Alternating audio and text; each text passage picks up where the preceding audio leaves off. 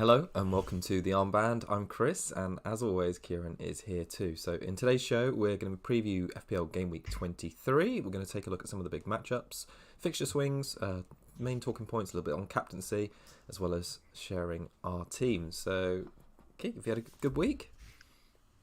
Good week in general, but FPL not so much. I know it's been tough at the moment. Yeah, indeed. I'm in the swing of quite a few red arrows right now, and it's continuing. But is what it is. Onwards and upwards. There's a double game week round the corner to slingshot us back up the ranks. So yeah, we'll just look forward to that, and that'll make all the difference, I'm sure. So, all right, let's take a look at how we got on last week. I'll start with my team, and then I think we actually ended on the same points, which is quite interesting, considering how different our teams are in the main. But yeah, 43, so below the average, probably fueled a little bit in part to the Salah blank, but I think that was hard to see coming, to be honest, the way at Brentford, and it looked like he did enough to return, perhaps just a bit unlucky. So my main returners were Wood and Trent, basically. I think everyone else pretty much blanked by the look of it. I was a little bit unlucky in, well, I thought it was going to be a bad game week when in the first game Isaac and Gordon both put 2 pointers up. I was like, this has not put us in good stead now. Yeah, for sure. Could have been a bit better. Like Pedro had a goal VAR'd out, but fair enough. And same with Milenkovic, so it could have been a lot better. But yeah, one of those meh weeks. And I think we're going to talk a little bit about Pedro a bit later because he has been underwhelming. Is the polite way of saying it, to say the least. Yeah. Yeah. So yeah, not really much to say. I had some good points on my bench though. Would have been a good week for the bench boost with Castagna keeping a clean sheet and Bednarak getting a goal. So, yeah, both of them outscoring Gabriel and Milenkovic. But anyway, what can we do? Right, let's have a look at how you got on. So 43 as well. Basically Trent and Robertson, my only returners. All of my front, 6 this week. All blanking. It's just atrocious. Obviously Hall getting an assist, which was helpful, but yeah, benched Cucurella again. That's so annoying. It's just I think I worked out the other day. I've played him maybe like 3 times and he's got me like 4 points, and I've had him since game week 14, and then I benched him for about 20-ish points. So just another sort of axe in the wound of sort of having too much money spread across, and just I would have loved to play him this week, but it was like, who would have I benched him for? Really, like Gabriel, I guess maybe, and then or Saar, but then Saar already got fixture too. So there was no real way of me playing him, to be honest. So that's just how it goes. Benched Pedro as well. Obviously, did nothing again, and I don't think I've really had all of my front players and my midfield and attack blank in 1 week. Very often at all, to be honest. So that's it was always going to be a bad week in that case. How did no, I was going to say, how many games have you actually played Cucurella then in the time you've had him? Yeah, I think I look back, I think it was like 3 tops, or 2 or 3. So and every time every time he's got returns, I've had him benched, which is 20 odd points that I've missed. So yeah, really frustrating. All right, well, let's move on to talk about some matchups for this game week. I feel like maybe it doesn't, but it's like a bit of a swing week in that we've got the double game week coming around the corner. There's some teams that have got some good mid-price assets who are about to start being on some decent runs, and I think, and also because the double game week a little bit informs selections for game week 29, where it might be a blank for quite a few teams. Yeah, I think there's a lot of decisions to be made about players and which routes you take. So yeah, I think it's a good one to talk about this week. So let's start with the Palace and Brentford game, because I've definitely been guilty of not following the fixtures for Palace at all. Like, we knew they had a good run coming up, and I'll just see if I bring up what that actually was now. Henderson, here we go. So the past games they've obviously hadn't performed well in. Recently they've had West Ham, Leicester, Chelsea, Southampton, and even Bournemouth, and they've still got good fixtures. They've got Brentford, Man United, Everton, and Fulham. But yeah, I've been guilty of not looking at them. We said that they had no form, but the fixtures have bred form, which is what we should know. They've conceded just 2 goals in their last 5 games. and they've only conceded only 6 big chances, which is the joint fewest in the league. So defensively, like, they're at the best form of the season, and attacking wise, they've been decent too. And like I mentioned, the fixtures are still good. So the next 5: Brentford, Man United, Everton, Fulham, and Aston Villa. Brentford obviously only got 1 clean sheet away from home all season. Man United, I've just put enough said about how poor they are at the moment. Like, if basically any team that plays wingers against them, they're going to kill them. Everton have 1 away win all season. Fulham, to be fair, that's probably the toughest game in the next 5. And Aston Villa, they drew 2-2 away. Sarr, Mateta, and Henderson saved a penalty. So 3 of their like main FPL darlings all just like returned. So I think it's probably still a good time to look at their players, but it's with the caveat that if Newcastle do hold on to their lead against Arsenal in the Carabao Cup, that they're going to have a blank in game week 29 when they're meant to play Newcastle. So, that's still, 6 game weeks away, but it's worth having in the back of your mind. So yeah, they've got Ipswich at home and Southampton away in between that possible blank. So those are fixtures you kind of want them for. Yeah, exactly, which makes it difficult because you'd be happy to bench them, but there's so many other like Newcastle, Liverpool players. You would expect Liverpool to come back and beat Spurs. There's going to be a lot of like key template players blanking in that game week. So yeah, it's just whether you want to add a Palace player to that conundrum. But just to compare their players and who's still worthwhile, most of them are still differential. So Eze, still less than 10%. I think he's such a tease. He only had 2 returns all season prior to game week 18. I had him at the start of the season, but I think I got rid of him in game week 6. So it's not like I had him for a long time. But he's had 4 returns now in the last 4 game weeks. He's just pulled, I suppose he's pulled form from the fixtures, but I feel like he's a good enough player to do that more consistently, and he just hasn't been an option this season because of it. It's just, it's a shame. Yeah, really. shame. Yeah, 29 points since game week 19. His underlying numbers, though, are still not great. So in the last 4 game weeks, when he's returned, he's collectively only had 0.9 XG, which is the 19th best of all mids. And surprisingly, XA, which you'd expect him to be a bit better at, he's not in the top 20. Whereas you compare that with Sarr, who you've obviously got, he's actually the 4th best of all mids for XA in that time, 1.4. And like I mentioned, team performance, they're doing well. 7th best for XG in the last 4 game weeks, 4th best XGC. And I think they've got prime fixtures still to invest in. And then on Mateta, who's obviously a little bit the talk of the town, and probably because you and I had like a bit of we've missed out theory about that, because I was quite close to doing it. Maybe, I don't know if we were probably both in the same boat. We weren't like 100% because obviously we didn't do it, but Mateta looked good last game week, and Pedro had obviously been injured and been flaky. But he's a bit like the Eze in the fixtures. He's just done really well recently. We could have gone there for JP.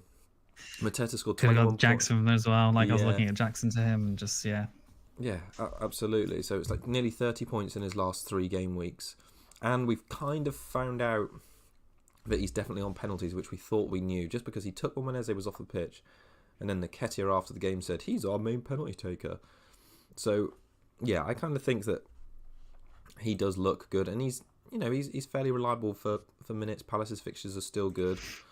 He's one of those players, a bit like the end of last season we saw, when he gets in form, he's a bit more confident. So, yeah, I think his numbers are not bad either. So last 4 game weeks, 9 shots in the box, 1.94 non-pen XG, which is the 4th best after Haaland, Isak and Wissa. So pretty decent, like people to be up there with.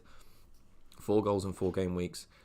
And last 4 game weeks, JP, who I was talking about a minute ago, isn't even in the top 20 for non-pen XG. So, and he's been beaten by Evan Nilsson, who's been injured for most of that time. So, yeah, I look at Mateta and just think, why did I not go there sooner? When we knew the fixtures were good, we talked him up. But I think the fixtures are still good enough for 6 game weeks before you need to worry about game week 29. So, yeah, I think I still like him. What's your experience been owning Sarr like? Has he been frustrating? I mean, like, his numbers are decent and their fixtures were good. I mean, yeah, you talk about form breeding, fixtures breeding form, and like that's just not really happened for Sarr at all. I got him in at game week 18, I think it was, after the Arsenal fixture, for Bournemouth away, Southampton home, Chelsea home, Leicester away, and West Ham away, and he's got me 1 assist in those 5 weeks 1 assist, and it's just in those fixtures, Yeah. I'm expecting him to at least get, I don't know, maybe 2 goals, 1 assist in that time or something like that. And he's just been crap. Like, I've been wondering about selling him like most weeks because I'm just, he might have that 1.4 XA, and it just, I don't know, he's just not checking in or cashing in on it. It's just nothing's happening. And Brentford at home seems like a good fixture, and I'm just like, I'm tempted to bench him for that. And it's just like, I don't know. Tempted to bench him, okay. Well, and I'm probably not going to, but like, if I'm buying players this week I've got 4 transfers. If I'm buying players, he might be one of the ones that I get chucked onto the bench possibly, which I obviously don't want. But yeah, I'm just kind of sick of him, to be honest. I think Eze is probably just as I'd be sick of Eze too. Yeah. Just like, obviously he's been good recently, but like, it's not enough returns considering, how many goals they're scoring at the moment. And I guess Mateta's the one that's, hoovering up all these points. Like I was talking about Jackson to Mateta last week, and I was playing the fixtures of Jackson thinking, he's got Wolves at home. Why am I selling Jackson this week before that? So it's just, another guy I've just missed out on. And even so, I'm even looking at like, maybe not getting him this week, because I'm looking at someone like Visser instead. So I don't know, maybe that's the wrong move because Mateta on penalties, Visser not. So I don't know. But yeah, in form, and yeah, like the end of last season seems like he's a confidence player, and why not go there, I guess. Yeah, Matthew in the chat says he's streaky. Not sure if that's a good thing or not, and I agree. He's definitely not a consistent pick, but I think if you're gonna go for him at some point, it would be a time when, at least you could fall back on it and say the fixtures were there. And now he actually has like a little bit of form to show for it as well. So it's not like you're just taking a plunge thinking, let's hope he turns this around now. The fixtures are a lot greener. And, Palace's form is not bad. Like, if I have a look at their previous fixtures. Oh, they're great, yeah. Yeah, if you go back to like game week 11, I mean, they had such a bad start to the season that if I look game week 1 to game week 11, they only won 1 game. Then if I look from game week 12 to now, they've only lost 1. So, yeah, they've definitely improved a lot, and yeah, I think they're worth investing in. The problem with that I'm looking with him is like, I've got Sarr. Do I want to double up? Double up double up.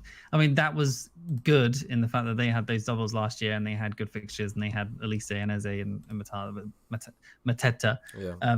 But like, they don't have that now, and they're not scoring quite as many goals. So, is that a consideration? Like, I don't know, it's something to be concerned about if I'm going to do it, I suppose. It's I think they're still primed. What do you think about the whole idea? I mean, like you mentioned, you already own Sarr, so it's probably unlikely you double up. It's not too late, is it, to get on them ahead of game week? And maybe I'm overthinking this game week 29 thing, because there's 1 game week there, and they could score lots of points in the meantime, even if you didn't have enough transfers to get them in and out. No, I don't think it's too late. No. There's 100% still time. Like, we would jump on sort of small fixture runs like that for 4 or 5 weeks. So this is more than that, and they've got, even if they blank, they've got that good game afterwards. So it feels so tricky this week, specifically to taking out Pedro at home to Everton for Mateta. Of course, but yeah, we'll talk about Pedro in a minute.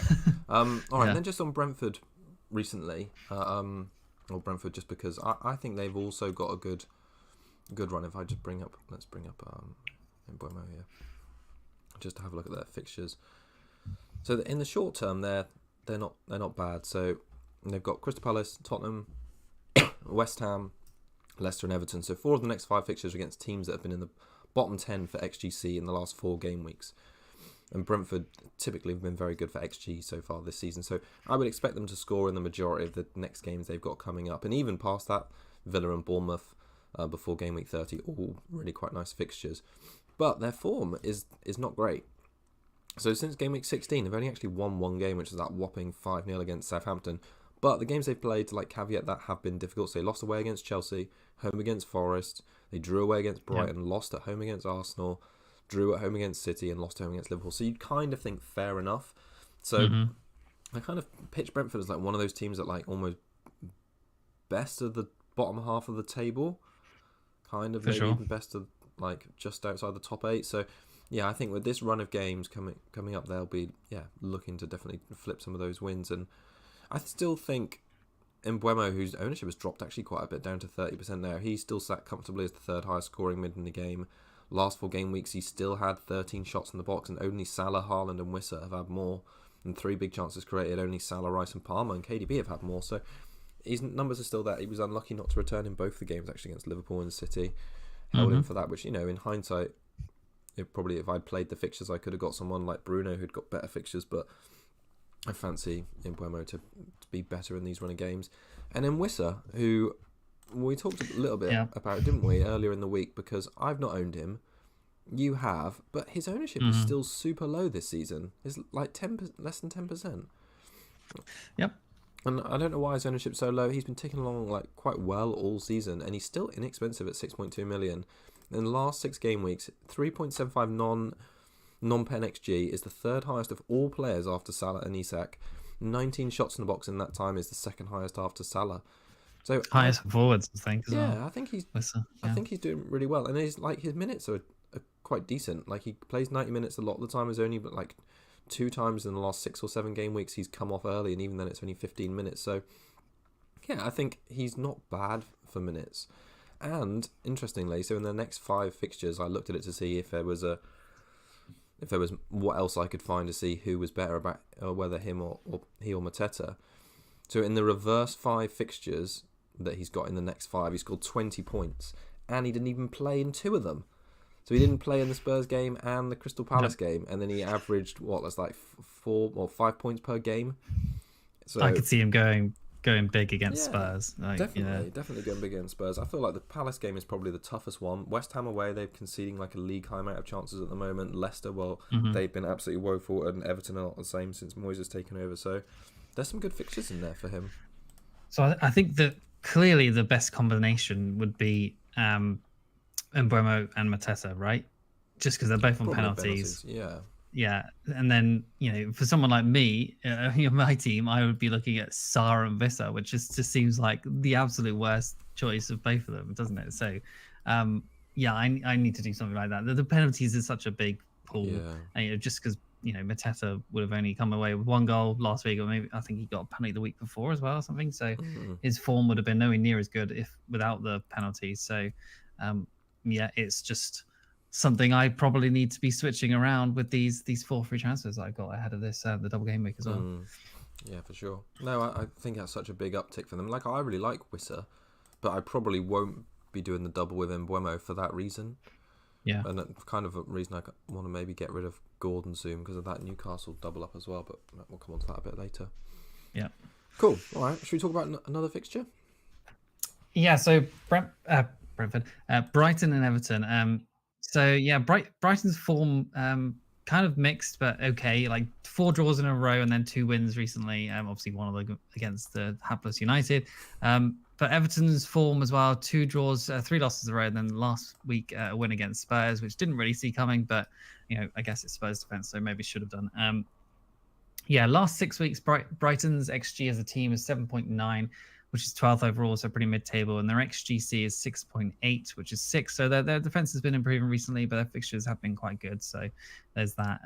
Everton's XG of 6.16 last 6 weeks is 16th overall, and then their XGC is 8.5, which is 12th. So I've got here Everton new manager bounce with Moyes.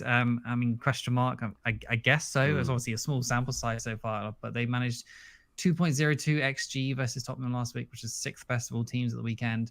And then they had a 1.1 XGC, which was 9th best. So that to me, against a Tottenham team that they do score a lot of goals. Yeah. Obviously they did concede 2, but they had only just over 1 XGC. So I think there probably is going to be a sort of uptick in form from Everton. So, and they do have a decent-ish run of fixtures coming up. So someone I do want to mention is first of all is João Pedro. So I own him, you own him.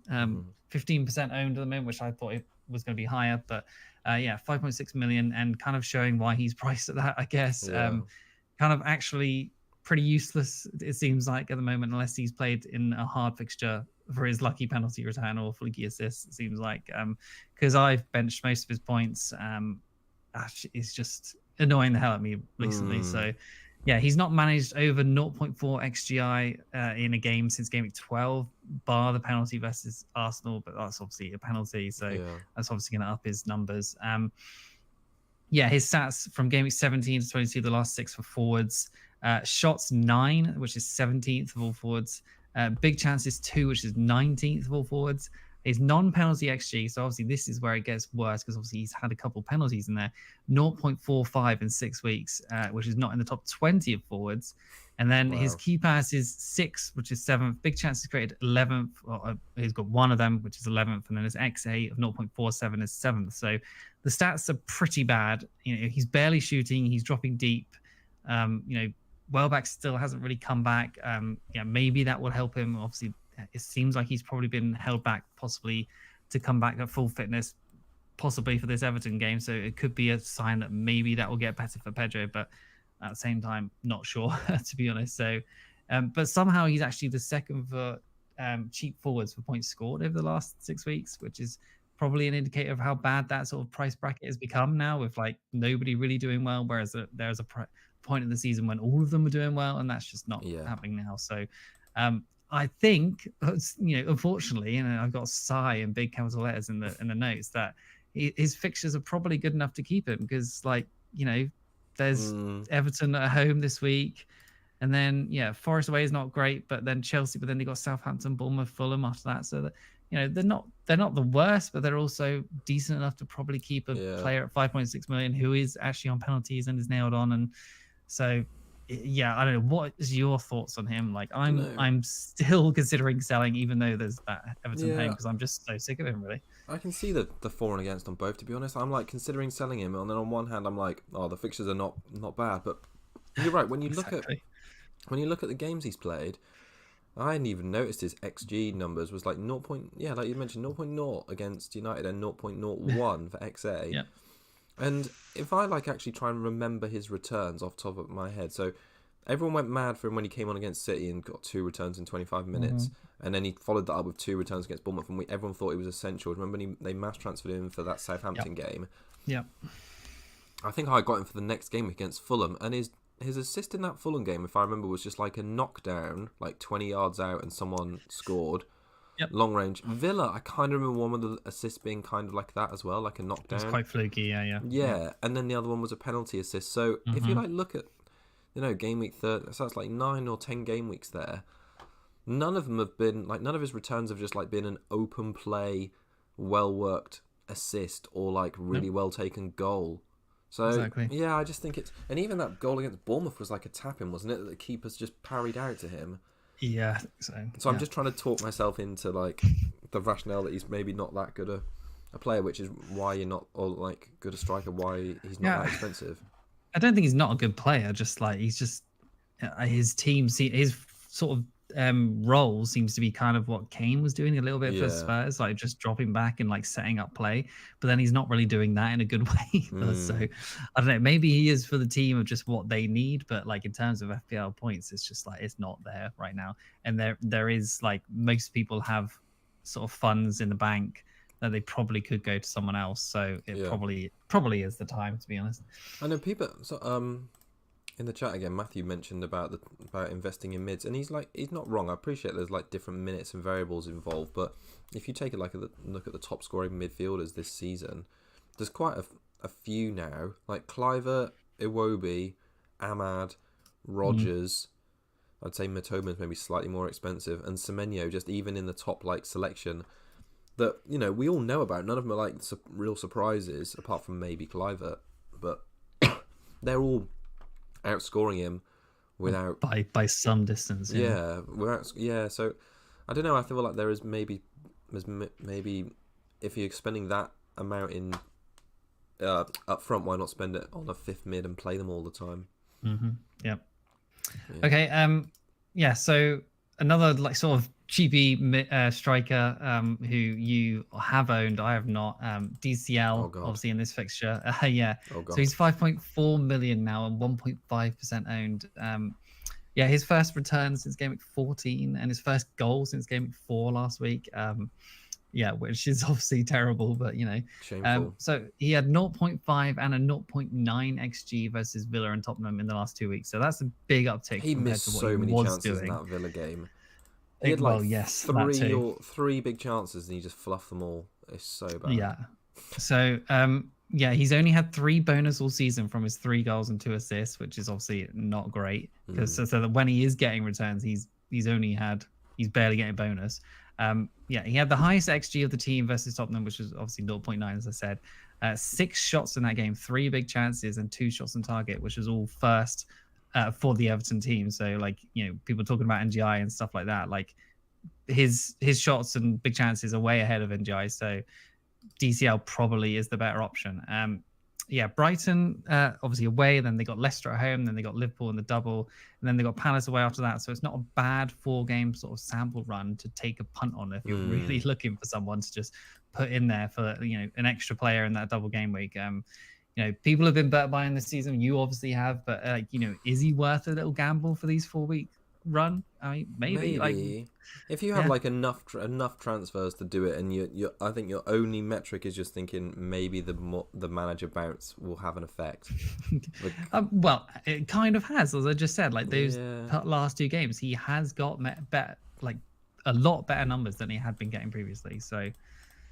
Oh God, I can't believe you get me to look at it. I mean, to be fair, Leicester is so bad at the moment. They scored 3 goals against Spurs at home. You could say that they could score a similar amount in that game, and it wouldn't be a surprise. The Liverpool game, I kind of expect they're a blank, so you maybe just getting your appearance points. Yeah. And then it depends. Is it worth a transfer in and out? Don't know. I'd almost be as confident about getting Ndiaye, to be honest.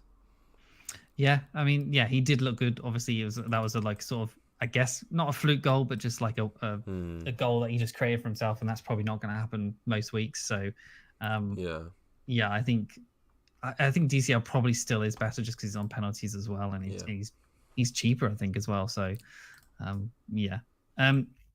Shall we move on? Like, I don't really have anything else to say about in that game, really, but like, those are 2 cheap price sort of forwards that we're either looking to get on or jump off of, and there isn't really much else to say on those teams apart from Mykolenko. I think Mykolenko. Oh yeah, I guess.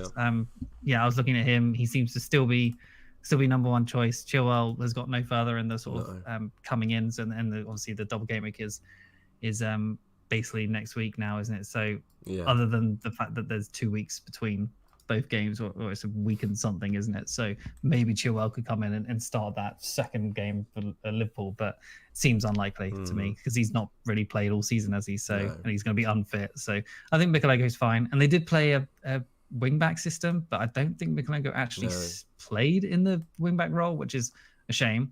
I think it was that Lindstrom guy, and then who was the other guy? Was it like the young lad? Was it O'Brien?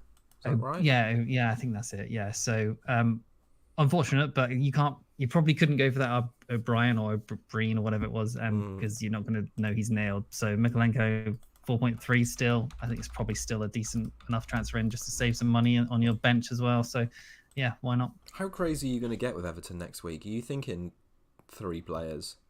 No, I'm thinking Mykolenko and probably no one else. Maybe DCL if I want to, but I'm thinking of getting in, a Mateta or someone like that, and would eventually instead. So I'm just not going to bother with DCL probably. I'm not going to bother with DCL. Okay. Oh, it's tricky, isn't it? How many transfers have you got at the minute? I've got 4. So you could do it, couldn't you?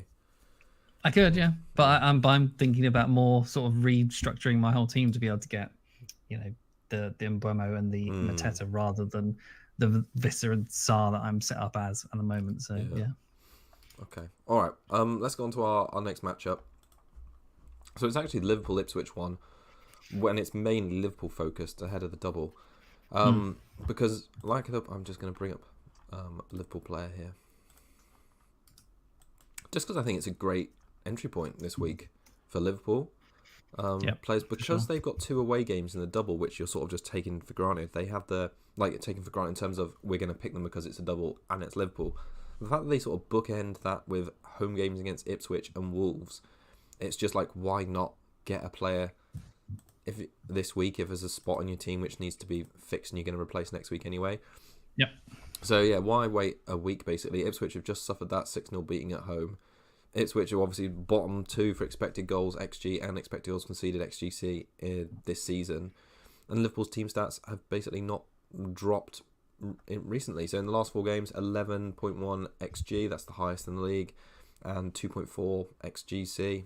That's like expected goals conceded. They're first for that as well. So they're basically as good as they can be, or in the top and bottom of the pitch. And best team in Europe, apparently, according to the people on the Champions League commentary or pundits last night. So they were all 3 ex-Liverpool players, though. Oh, were they? Oh, right.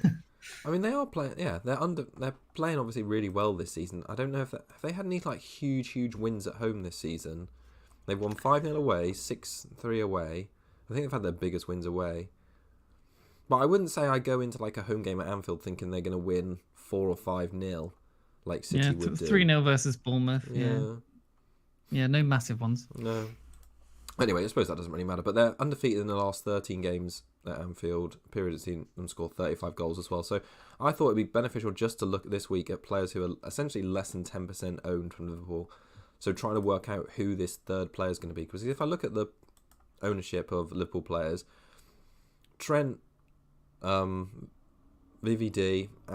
Salah and Diaz all are over like 17%. That's from Diaz. So who's basically like the differential for your third spot? Because I don't think, given Diaz's recent minutes, like if I just bring up his screen here, 64, 74, 59, 90, blank 86, I feel like not many people are going to buy him if they don't have him. So I think it's trying to work out who the best option is, really. And if I start in defence, looking at this game week, I think obviously this game looks prime for a clean sheet. So if you're changing goalkeeper or defender, this is obviously one to target. So Alisson is still only 7% owned, 5.5 million now. I think he's a decent pick this week. I feel like Robertson's kind of a little bit out of favour at the moment. Are you getting that? Yep. He seems to be making a lot. Considering Simicast started last night, I think Robertson probably will play this game. But yeah, he seems like prone to a mistake recently as well. Like he's been at fault for quite a few Liverpool goals recently. So I feel like he's definitely tailing off. But that makes me think he's not a reliable pick for the double game week and for like essentially 4 Premier League games in a row. Whereas Alisson, I think, is reliable for that. And, you know, he's been good without being exceptional.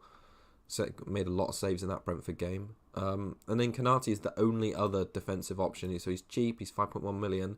That's the same price as someone like Lewis Hall now. And we knew at the start of the season Slot didn't like to rotate him. Like he was basically getting 90 minutes in most of his games until he got his injury in game week 13.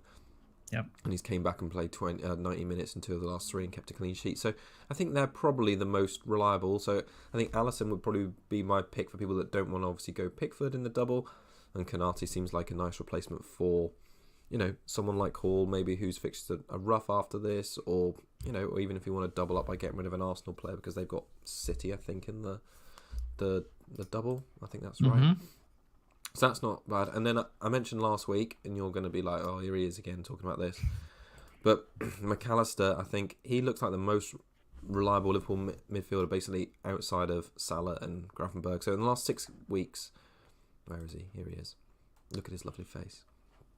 Last 6 game weeks, he's the 3rd highest scoring Liverpool player after Salah and Trent, and he's got more points than Gakpo, who is getting, you know, a lot of big up because he's playing left wing most of the time. In that time, McAllister's had an XG of 1.2 and 9 shots in the box. So not too impressive on this front, and he gets beaten by Gakpo, and it's better by all the other attackers and even Sloboslai. But who I don't think, even while Sloboslai is like a good attacking midfielder pick, I don't think he's like certainly anywhere near as reliable on minutes as McAllister is. But his sort of creative numbers are really good. 1.5 XA with 3 big chances created is good and comparable to Gakpo, and he's essentially comes out roughly like the third best Liverpool player from a creativity point of view after Salah and Trent. So I think the reason you'd probably back up a Liverpool midfielder or an attacker is just, well, essentially if you don't trust the doubling up on the defence. And I think we've probably seen enough recently to say that they haven't been as good a defensive side, even though the XG numbers are, XGC numbers are still as good as they are.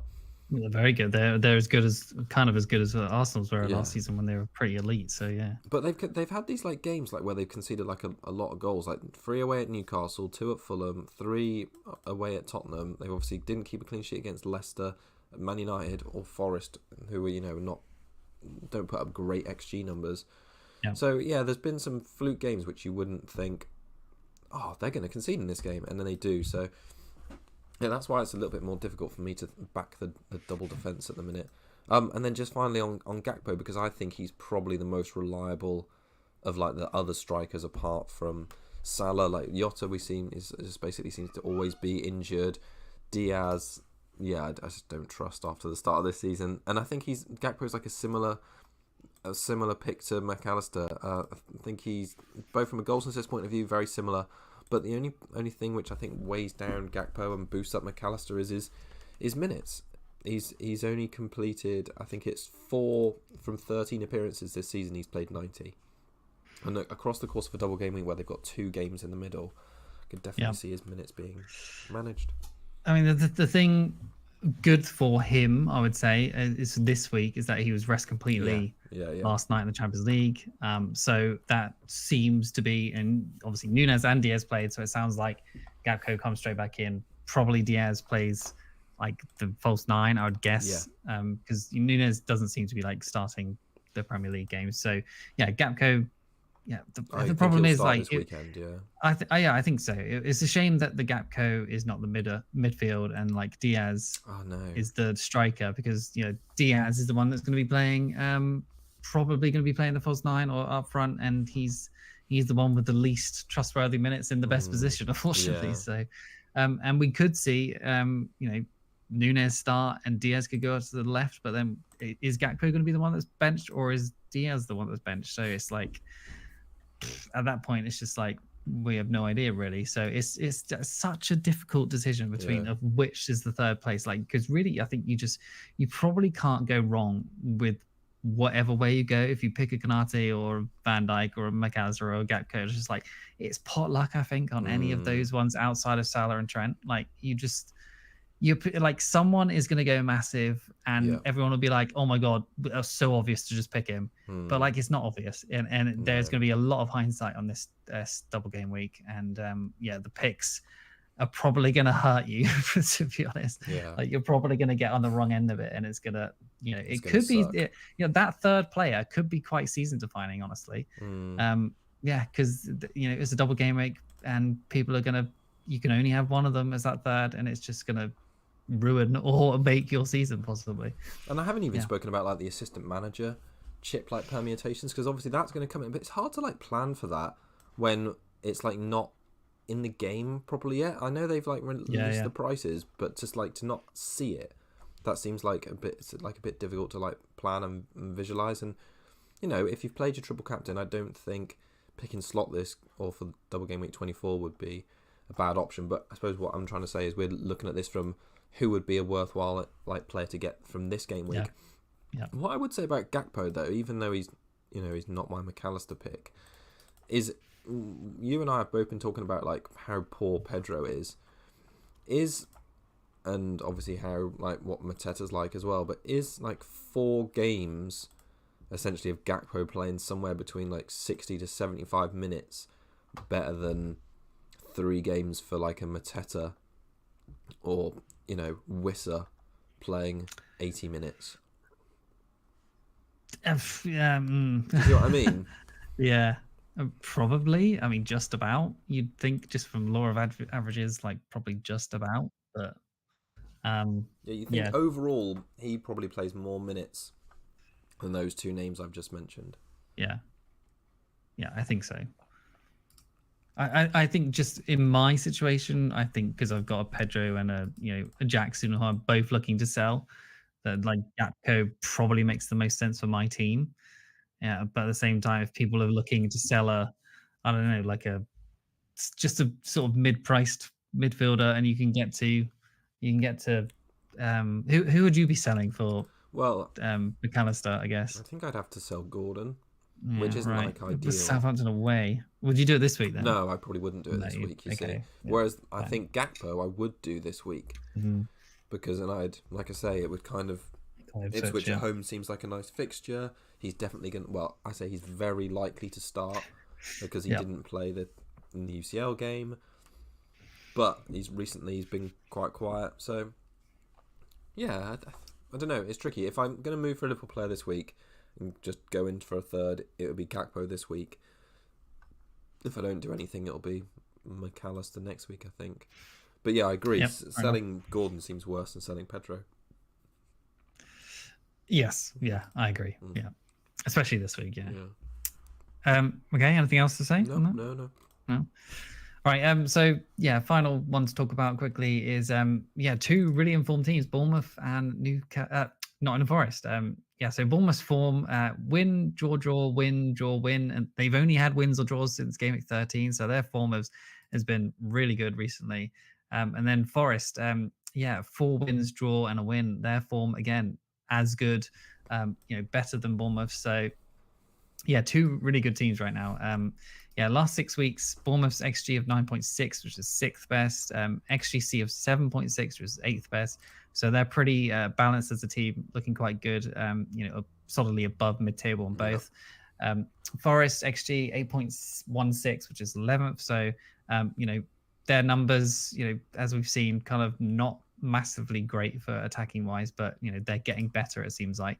And then the XGC of 7.1, which is 7th best. So yeah, they're also looking pretty good. So I'd say 2 evenly matched teams here. 2 teams that are showing, I think, the traditional mid-table sides in the Premier League are pretty good nowadays, along with Brentford, along with Palace. Like, they are good teams. And the likes of Man United coming to them, Newcastle and City, like they are causing these bigger Arsenal as well, these bigger teams like headaches most weeks, and they just don't get a free game anymore. So I think Iriola and Nuno obviously doing really good work. Like, there's talk of Iriola like maybe stepping up to Spurs eventually. That would be interesting, but stepping down to Spurs at the moment. Yeah, possibly. So just on some of Forest's players, like Sales is the top scoring keeper in the game. Aina, this is what a surprise to see him. Like, he's top scoring defender in the game. Wood is the second top scoring forward in the game. So that whole team of they're providing amazing value across the whole, all of their positions really, other than mids, I guess. And I haven't owned any all season. I haven't owned Aina, haven't owned Sales, haven't owned Woods. It's just that probably has been a big reason why I'm sliding down the ranks right now, to be honest. So so I think I'll talk about Wood first because I'm on Forest. So sure. 7.1 million, 42% owned. I think it's kind of crazy to say that like Wood is in 2025 is owned by nearly half the game, which is back in his Burnley days he was doing well and it was a good pick, but like 42% ownership, like that's wild. So for me, I'm asking the questions like, have I missed the boat for anyone that obviously doesn't own him, which isn't many right now. But yes, Bournemouth away next, and then they got Brighton at home, Fulham away, Newcastle away, Arsenal at home, Man City at home in the next 6. So there's no green FDR matchups according to FPL, that is, until game week 29. So that's a huge run of really tough fixtures.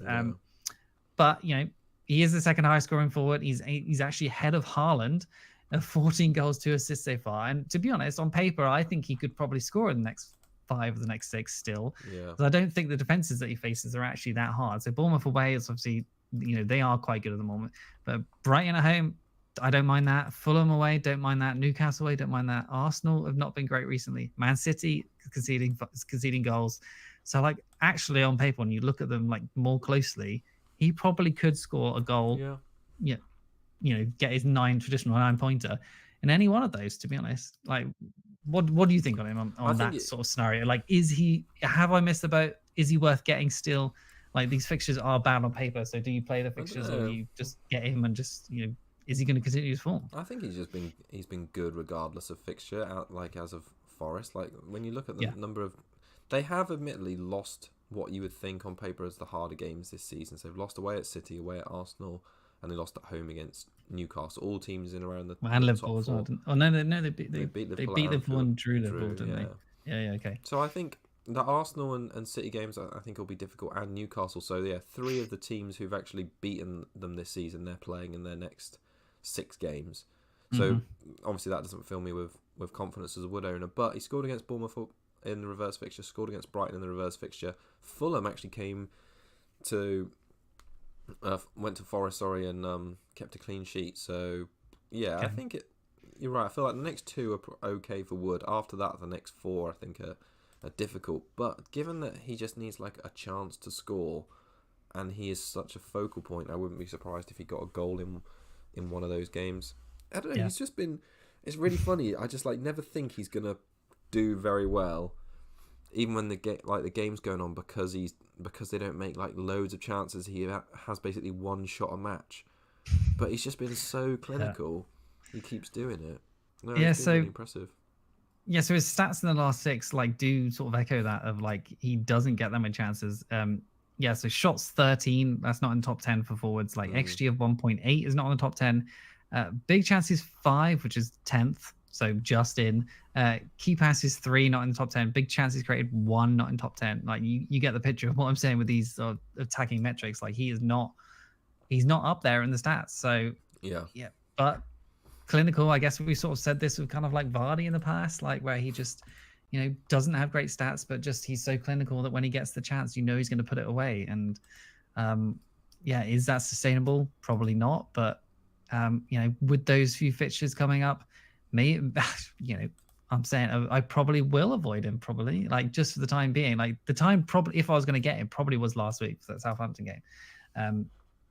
Was that last week or 2 weeks ago? No, it was last week. Yeah, it was just so the time probably was to get him last week, and so for now, I think with this Bournemouth game, I think Bournemouth at home are a really good side and a tough matchup for anyone really. So, I think personally I'll probably be avoiding.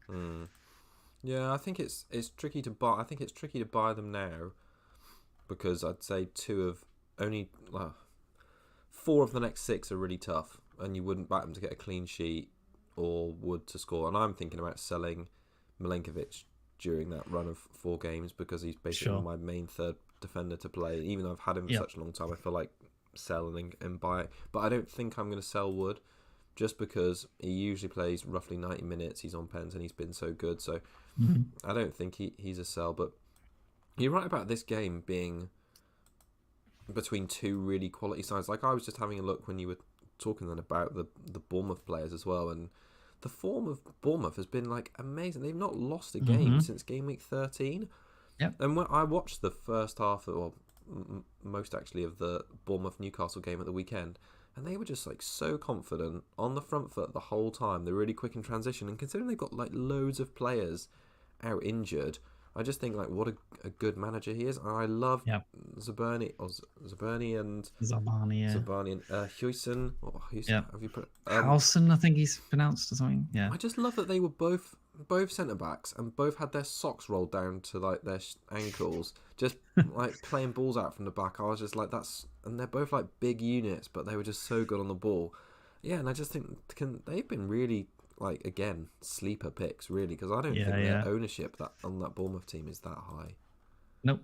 Yeah, both less than 10%. Yeah, so I'll talk about 2 of them quickly.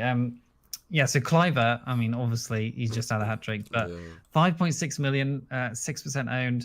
The other sort of 5.5-ish mids around that price, they ain't getting hat tricks on the regular, are they? No. Or maybe not the regular, but Rodgers, Iwobi, Ahmad. Well, Ahmad did get one, but most of the others aren't getting hat tricks. No. So he is the 4th highest scorer in mid now on 108, but he is actually some distance behind Mbuemo in 3rd on 140. So that is quite a big gap. But 5.6 million is obviously supreme value for a mid, with obviously the extra clean sheet points and stuff, and a penalty taker, right? So. After Forest and Liverpool next 2, he has a very favourable run of fixtures, which is Southampton away, Wolves at home, Brighton away, Tottenham away, which is good for attack. Brentford at home, Ipswich at home, West Ham away, Fulham at home, Crystal Palace away, and then Man United at home. So that run is for a long time. Looks good that you can just play him and just not worry about it. So, and a perfect time to replace someone like Rodgers would be with Cliver is in game week 25 to 26, where Rodgers fixtures sort of switch as well. So, Cliver could be a great one there. But he does seem to be the ultimate kind of feast or famine player. And he's probably going to be branded a troll if you sort of get him and you play him through these fixtures during this time, that he's probably going to blank in quite a few, but then get a huge haul at some point. So, he's had 2 20-plus scores across the season. He's had 1 10-plus score, and then he's only had 3 5-plus scores. So across 23 games, he's had 15 blanks. but he is somehow the fourth highest scoring crazy, mid isn't it? and got 108 points. So when he hauls like. Another problem, I only played 90 minutes twice all season. Out of 17 appearances, I just had a look at that. Yeah, so for a player who can be like that sort of spark for the team, and it does seem to be odd that he's not getting 90s or more 90s. So, but maybe last week, versus Newcastle, we got that hat trick. He played 90s, so maybe that's a new trend. But going off the rest of the season, probably not. But his stats also aren't actually great. So shots 11 for the last 6 weeks, not in top 20 of all mids. Big chances 5, which is 4th, which is obviously good. XG of 2.64, which is 3rd, which is good. But the non-penalty XG of only 1 is not in the top 20. And then his key passes, big chances created, and XA not in top 20 again. So like with Wood, he wasn't in the top 10. He was kind of around like 13th, 11th, that sort of thing. But he's not in the top 20 for a lot of these metrics. So good to replace someone like Rodgers or Ahmed or whatever, but at the same time, be ready for him to be blanking quite a few times. So someone like Semenyo though, last 6 weeks, come back into a little bit of form. He's had 8-3, 5-3, 12 and 5. So probably a little bit more reliable because he's mostly nailed on for playing 90 minutes. Yeah. But he's also a bit flaky in his returns. So he's only had 6 goals and 4 assists, which is actually fairly poor for someone who we thought was going to be on penalties and was playing 90s and was going to be like basically like the 10 and scoring, scoring, assisting all the time. But that didn't really happen. So, I think you could really go for either of them. But Cliver is the one that's on penalties, which seems like a more reliable thing. But at the same time, Semenyo last 6 is getting decent returns like fairly often. So I think I sold him in game week 16 actually, just looking at this, because I had him for a few weeks after. Well, I think we both did. I think we got him after the City game for Brentford. That's right. And then he just didn't return, and since then he's been consistent, fairly consistent. But I think it's difficult to back Cliver, even though he has done really well. Like the minutes are really bad, considering when he's like meant to be almost like the talisman with penalties as well. But I do in general really like the Bournemouth team and the fixtures as well. Like I think you could even just say they're fine till the end of the season. Like after the game against Liverpool, they've got 2 tricky away games against Arsenal and Man City, where they might have little or nothing left to play for, and it's like a free hit for Bournemouth in game week 35 and 37. So maybe not from a defensive point of view, but attacking, you'd think they'll just have a go at them there, and they had a go at them against Newcastle, and in fact, didn't they beat City at home? What did they beat? And they beat Arsenal. So I don't. And they beat United comfortably as well. So I don't think even away at those 2 teams is like enough for them to think. This is where do you think they'll end up finishing? Like along with Forest, where do you think both of them will finish? I really hope that Forest finish in the top 4. I think they'll finish 3rd or 4th. Yeah, I can't see Forest losing it now. Then Bournemouth, do you think they get in Europe? That would be amazing. But I don't even know where. I'm just having a look where Bournemouth are in the table now.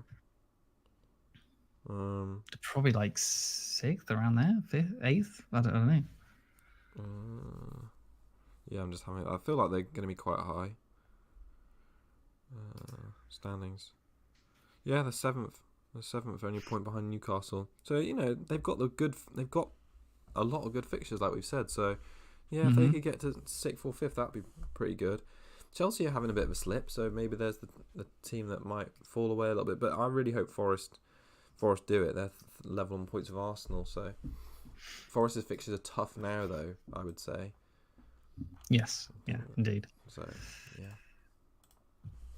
so that's basically it. Yeah, should we show our teams quickly? Yeah, let's do it. Because I've just realised I haven't updated my UCL lineup, so I've got all my juicy players on the bench. Oh no! Oh no! That's shocking. That's a bad one, isn't it? Right, whose team is that? Is that mine? Yeah, it's yours. Yeah. Yeah. Okay. So, playing for Bruggen for the obviously Everton at home game. Hopeful of a clean sheet, but probably won't happen. Trent obviously plays Hall against Southampton, then Gabriel Wolves away. Gabriel, I could end up benching if I get some other players in. I don't think that's the best fixture. Salah captain at the moment against Ipswich at home obviously makes sense.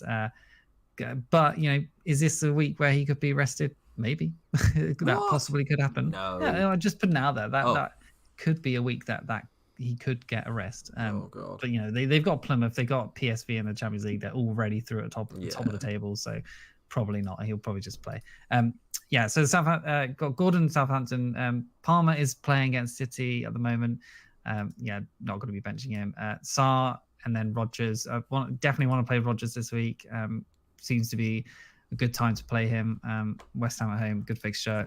Isak at the moment, and then Pedro. And I've got Jackson, Cucurella, Robertson on the bench with Fabianski. So I'm looking at possibly using 3 of the transfers, maybe something like Jackson to Mateta or Gakpo, and then Cucurella down to Mikolenko to free up some funds, and then possibly Pedro to either Mateta or someone like that. And then I'm considering Mbuemo like next week. Who would you play in that scenario if you got Mateta and Gakpo this week? Yeah, that's exactly it. I'd probably bench Sarr. It's Sarr or Rodgers. Yeah, I'd have to bench, wouldn't I? So, and it's hard to know which one there, unfortunately, but it is a more problem of having spread funds, but it is getting 1.5 in the bank from what I have at the moment, which is 0.9. So I am getting more funds in the bank to spend on other players rather than just being spread across the bench, which is better than it is right now. Yeah, no, I think I think the team looks good again this week, really. But it's just about the money on the bench finally taken out of those Chelsea players. Yes, and Jackson especially been so underwhelming considering how good those fixtures were. 100%. And he probably scores against City, doesn't he? Yeah, almost certainly. That is going to happen. And obviously he was like clinical as hell when he was offside last night, so that was hilarious. Yes. I don't really want to get rid of Pedro at Everton at home, but at the same time, like Mateta seems like a great fixture, like Gakpo, great fixture. So I'm probably just going to get that done, And go for it. Yeah, no, I can see the merit of doing it. I'm just still not sure about Gakpo and this other Liverpool player. It's really tough at the moment. But yeah, indeed. I think for my scenario, I think I may as well just get Gakpo for this week for the Ipswich home fixture and just not worry about it, I guess. Yeah. Just because I've got those 2 forwards that need selling. Yeah. All right, let's have a little quick look here. All right, and then on my team, so not too much different really. Pickford in goal. Trent, Gabriel, Milenkovic. At the moment, I'm starting away against Bournemouth rather than Castagna at home. Gordon, Salah, Palmer, and Mbuemo, Isak, Wood, and João Pedro. So I think I really don't know what to do with my team at the moment. Which I've got like 3 free transfers now. I don't really think anything really needs to be done. Which is like the worst. I kind of fancy maybe getting a Bournemouth player because of their good fixture run in a couple of game weeks. Maybe I'll get Gakpo for João Pedro, and then I've got like maybe a lot more games out of him in the next 4. Maybe I'll just get Mateta. I don't know. There's a lot of decisions. I don't really like any of them lots. Milinkovic to anyone just for setting up? Maybe, could do that. Castagna to Milenkovic. Castagna to Mikolenko or something. That might be a move. But I am actually because I'm still dawdling around and don't really know what I'm going to do. There is still the chance that next week, like if I don't do anything this week, which I think would be fine because the team looks fine. Yeah. I could get Milenkovic, Calvert-Lewin, and Liverpool midfielder, and then still transfer out Calvert-Lewin the next game week. So I don't know, and then I would have 6 players for the double game week, which would be quite fun. But I don't know how good it would be from a points point of view. Yeah, yeah, that's a lot. Yeah, so I don't know. Really tricky. And Andrew in the chat says, "How you're saving this week? Which option to fund Raul to Gakpo?" And then he obviously wants to do it by downgrading either Red, Pickford, or Bruno to Mbuemo. And yeah, I feel like people are excited about Gakpo, and I kind of am too. But I just worry about the minutes, and also I'll probably do the first option. I feel like I'd do Bruno to Mbuemo. I think Bruno just like Fulham could rock up. Fulham at home, they could easily get a clean sheet there. It seems like. Just United just look crap, don't they? So yeah. Yeah, maybe I should. I don't know. Either of them, I think, is fine. To be honest, on those two. Yeah. Yeah. So basically, the long and short of it, I really don't know if I'm going to do anything at all. Taking Pedro out at home to Everton just seems stupid, but his stats are so bad. That's what I was thinking of Calvert-Lewin the whole time. Yeah, same. Yeah. The next fixture is going to be good. But yeah, that's what I was thinking of Jackson. Yeah. Yeah, and it never was. So maybe I just bite the bullet and do it. Yeah. Well, you know what happened? That he'll get a penalty and a fluky assist as per usual, which is just what he does. Yeah. To be honest, I think most likely I will probably get Mateta because penalties and 90 minutes seems like a better long-term thing than Gakpo. Anyway. Yep, fair. Cool. All right. Fine. Should we wrap it up there? Yep. Cool. Thanks everyone for joining us. Captaincy quickly, just on Salah. Yeah, there is no other choice really. There is another. Advice out on Isak for that Southampton game, but no, don't think there's any other option really. Yeah. Cool.